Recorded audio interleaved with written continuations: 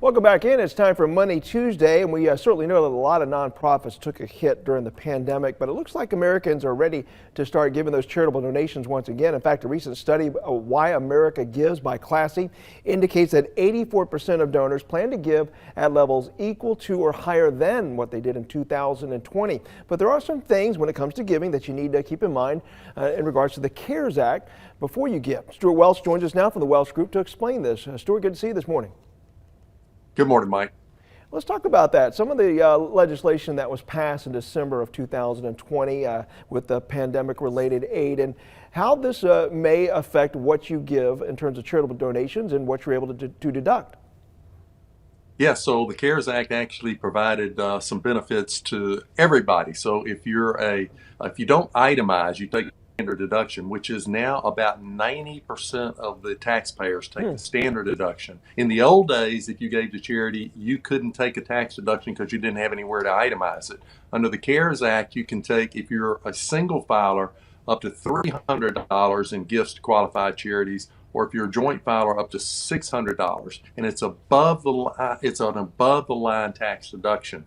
So that's great news for people that take the standard deduction and don't itemize. But there's also something for people that do itemize. Under the old rules, let's say you made $100,000 and you gave $70,000 to charity, you would only get a deduction for $60,000. Only 60% of that money could be attributed to charitable gifts. Under the CARES Act, it's 100%. So that person making 100, if they gave 100, they could actually literally wipe out their income tax on earned income. So those are two really good things to know for taxpayers this year. Interesting. But what about for taxpayers who may be, 70 years and a half and older?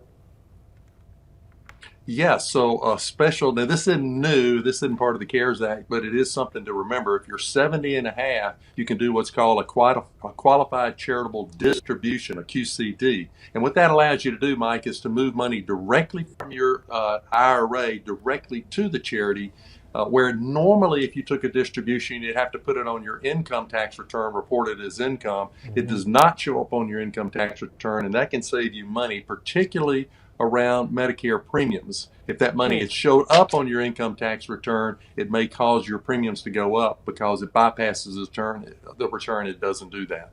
And so just to sum up, Stewart, let's just say, depending on income level, if you do itemize, once again, what should people keep in mind in terms of how much they can donate and what they can deduct? Yeah, so if you do itemize, you can deduct 100% of any gifts to qualified charities up to 100% of your income. That's new from 60%. And I think most people are going to take the standard deduction. They're going to get $300 to $600 above the line deduction, which they didn't get before. So I would encourage everybody that takes that standard deduction, be thinking about giving money away. And the real key point there is you need to keep really good records of that. Right. Right. And that is a win-win for the charitable organization as well as the giver. Thank you so much, Stewart. Sure Appreciate it. Thank you. Thank you, Mike. All right. We got the buzz coming up, and